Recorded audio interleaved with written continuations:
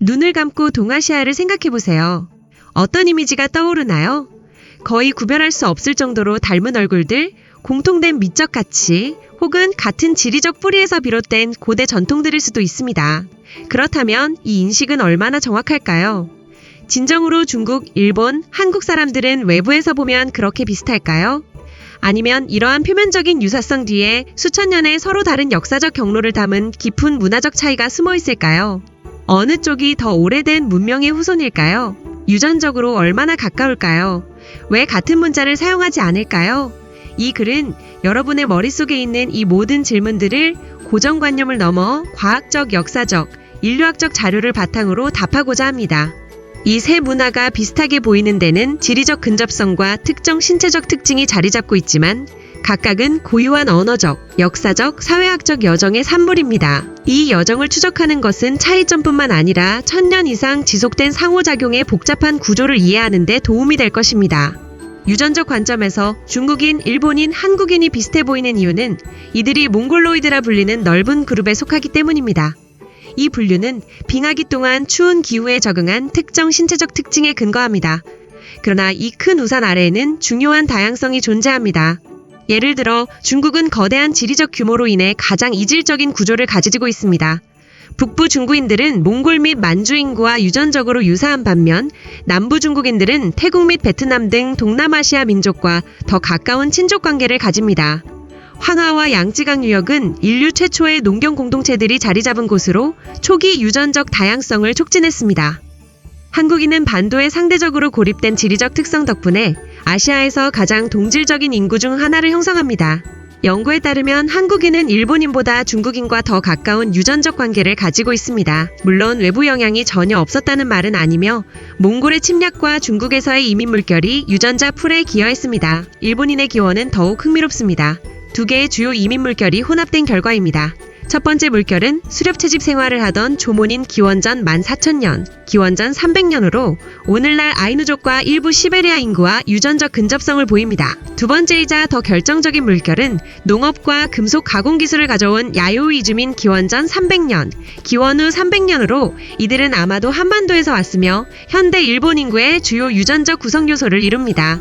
이후 고훈 시대 기원 후 250-538년에 한반도에서 온 귀족 이민도 이 혼합에 추가되었습니다.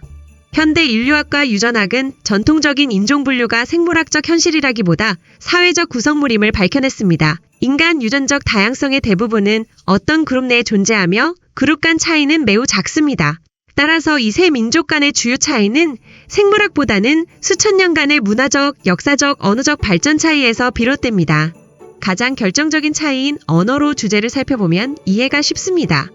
언어는 이 문화를 구별하는 가장 뚜렷한 요소로 심지어 같은 언어 계열에 속하지 않으며 구조적으로도 매우 다릅니다. 중국어 한어, 한요는 시노티베트어족 시너지파에 속하며 가장 두드러진 특징은 성조가 있다는 점입니다. 만다린어에는 4개의 주요 성조가 있고 광둥어에서는 최대 9개까지 있습니다. 같은 음절도 성조에 따라 완전히 다른 의미를 가질 수 있습니다. 문장 구조는 주어, 동사, 목적어 순입니다. 문자 체계는 상형 문자인 한자를 사용하며 각 글자는 개념이나 형태소를 나타냅니다. 일본어 니혼고는 기원에 대해 논란이 많으며 고리버로 간주되거나 알타이어족과 연관되기도 합니다. 일본어는 첨가형 및 후치 사용 언어로 동사가 복잡한 활용을 합니다. 성조는 없고 음악적 강세 체계가 있습니다. 문장 구조는 주어, 목적어, 동사 순입니다. 일본어의 가장 특징적인 점 중 하나는 사회적 위계를 반영하는 매우 복잡한 경어 체계, 경어가 있다는 것입니다. 문자 체계는 독특하여 의미를 위한 한자, 고유어 및 문법을 위한 히라가나, 외래를 위한 가타카나 3가지가 함께 사용됩니다. 한국어, 행구제어는 일본어와 문법 구조 주어, 목적어, 동사, 후치 사용 면에서 유사하며 때때로 알타이어족과 연관되지만 이는 논쟁의 여지가 있습니다. 현대 한국어는 성조가 없습니다. 한국어의 가장 큰 자산은 세계에서 가장 과학적인 문자 체계 중 하나인 한글입니다. 이 알파벳은 1443년 세종대왕의 주도로 국민의 문해력을 높이기 위해 의도적으로 창제되었습니다. 글자의 형태는 발음 이치를 나타냅니다. 전통적으로 한자도 사용되었으나 현재는 사용이 매우 제한적입니다. 역사적으로 고전 중국어는 지역의 링구아 프랑카 공통 언어였기에 일본어와 한국어 모두 거대한 어휘 영향력을 받았습니다. 일본어의 한자어 한어와 한국어의 한자어 한자어는 언어의 약 60-70%를 차지할 수 있습니다. 흥미롭게도 현대 세계화 시대에는 이러한 흐름이 역전되어 특히 일본어와 한국어에서 대중문화 및 기술 용어들이 중국어에 유입되기 시작했습니다. 이러한 언어적 차이는 필연적으로 다른 사고방식과 세계관을 동반했습니다. 사실 이 언어 다양성은 각 문화가 겪어온 독특한 역사적 여정의 반영입니다. 문명의 기원을 보면 중국은 가장 오래된 연속 기록을 가집니다. 상나라 기원전 1600-1046는 고고학적으로 확인된 최초의 왕조이며 점서 오라클 본 명문을 남겼습니다. 주나라 기원전 1046-256에는 천명사상과 봉건제가 자리 잡았습니다. 진나라 기원전 221-206는 최초로 중국을 하나의 제국으로 통일하고 만리장성 건설을 시작했습니다. 한나라 기원전 206-기원후 220는 중국 민족 정체성이 형성되고 실크로드가 개통되며 유교가 국가 이념이 된 황금기입니다. 한국 역사는 전설적인 고조선 왕국 기원전 2333-기원전 108에서 시작됩니다. 이후 삼국시대의 기원전 57-기원후 668, 고구려 백제 신라가 등장합니다. 신라가 타 왕국을 통일하며 통일신라 668-935가 세워집니다. 이어 고려 918-1392 왕조가 나라 이름을 부여하고 불교의 전성기를 이끕니다. 조선 왕조 1392-1897는 500년 이상 지속된 안정된 통치로 신유학을 사회 전반에 확산시키고 세종대왕 시대에 한글을 창제하여 문화혁명을 이루었습니다. 일본의 기록 역사는 더 늦게 시작됩니다. 조몬시대 기원전 14,000-기원전 300는 수렵채집 사회의 토기 문화를 대표합니다. 야요이 시대 기원전 300-기원후 300는 농업과 금속 가공의 시작입니다. 고운 시대 기원후 250-538는 거대한 고분군과 시족 사회가 특징입니다. 아스카 시대의 기원후 538-710에는 중국에서 불교, 문자체계, 국가 모델이 전래되었습니다. 나라시대 기원후 710-794는 최초의 영구 수도가 세워지고 중앙집권이 강화된 시기입니다. 일본 황실의 기원은 전설에 따르면 기원전 660년으로 거슬러 올라가며 세계에서 끊임없이 이어지는 가장 오래된 왕조로 인정받습니다. 19세기와 20세기는 세 사회 모두를 다양한 방식으로 흔들었고 오늘날의 모습을 만들었습니다. 중국은 19세기 아편전쟁으로 서양에 대항해 힘을 잃었고 아시아의 병자로 불렸습니다. 1912년에 청나라가 멸망하고 중화민국이 세워졌으며 1949년 중국 공산당이 집권하여 중화인민공화국을 선포했습니다. 1978년 시작된 개혁개방 정책은 중국을 세계 2위 경제대국으로 만드는 과정을 촉발했습니다. 일본은 1853년 미국의 매튜 페리 제독의 검은 배에 의해 강제로 개항되었고 이 충격 이후 1868년 메이지 유신을 통해 급진적인 근대화와 서구화를 이뤘습니다. 이 급격한 변화는 일본을 아시아의 강국으로 만들었지만 1931-1945년 군국주의적 팽창으로도 이어졌습니다. 제2차 세계대전 후 미군 점령 아래 민주화되었으며 짧은 기간에 경제 기적을 이루어 세계 무대에 복귀했습니다. 한국은 1910-1945년 동안 일본의 고통스러운 식민지 시기를 겪으며 문화 정체성을 억압받았습니다. 제2차 세계대전 말미에 해방되었으나 냉전의 희생양이 되어 1948년 분단되었고 1950-1953년의 한국전쟁은 한반도를 폐허로 만들었습니다. 남한은 1960년대 이후 권위주의 정권 아래 놀라운 경제성장을 이루었으며 한강의 기적, 1980년대부터 민주화 과정을 완성했습니다. 북한은 주체사상 중심의 폐쇄적인 전체주의 체제로 발전했습니다. 이러한 상반된 근대화 경험은 사회 성격에 깊은 영향을 미쳤습니다. 이러한 역사적 갈림길은 문화의 모든 층위에 자연스럽게 반영됩니다. 예를 들어 종교 및 영성 분야에서 중국에는 전통적으로 삼교가 공존했습니다. 사회 질서와 도덕을 위한 유교, 철학적이며 영적인 안내자인 도교, 그리고 내세 신앙을 제공하는 불교입니다. 여기에 조상 숭배와 자연 영혼을 포함한 민간 신앙도 덧붙여집니다. 공산주의 시대에는 공식적으로 무신론을 채택했으나 오늘날에는 국가 통제하에 종교 자유가 존재합니다. 일본의 토착 신앙은 신도로 자연 속 가미 영혼, 조상 존경, 청결 개념에 바탕합니다. 불교는 6세기경 한반도를 통해 전래되어 선 제인과 같은 독특한 종파를 탄생시켰습니다. 일본인 대다수는 인생의 여러 단계에서 신도와 불교의식을 모두 참여하는데 이러한 혼합적 접근이 일본 종교 생활의 결정적 특징입니다. 한국에는 전통적으로 무속 샤먼, 불교, 유교가 주류였으며 20세기 특히 남한에서는 기독교 개신교와 가톨릭가 급속히 확산되어 인구의 약 30%를 차지합니다. 불교도 여전히 중요한 신도층을 유지합니다.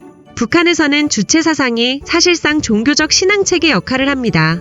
음식 문화도 이러한 차이를 반영합니다. 중국 요리는 8대 지역 전통으로 구성된 방대한 다양성을 자랑합니다. 스촨의 매운 음식, 광둥의 찐 요리, 베이징의 궁중 요리가 서로 다릅니다. 음식에는 음양 균형과 오행 이론이 적용되며 웍을 이용한 빠른 볶음 조리가 기본입니다. 일본 요리 와쇼쿠는 자연스러움, 계절감, 미적 표현에 중점을 둡니다. 회 사시미, 밥고왕, 발효된 콩 제품 간장, 된장, 두부, 해조류가 주요 재료입니다. 조리법은 단순 그릴, 찜, 삶기 하지만 정교합니다. 한국 요리는 생동감 있고 대담하며 발효 맛이 특징입니다. 음식의 핵심은 배추나 무 같은 채소를 고추장과 마늘로 발효시킨 김치입니다. 바비큐 고기구이와 다양한 반찬 이 식탁을 다채롭게 합니다. 예술과 미적 관념도 서로 다릅니다. 중국 예술은 서예 서법과 산수화로 대표되며 그림에서 빈 공간 유백이 존재감만큼 중요합니다. 베이징 오페라 경극은 전통 공연 예술의 정점입니다.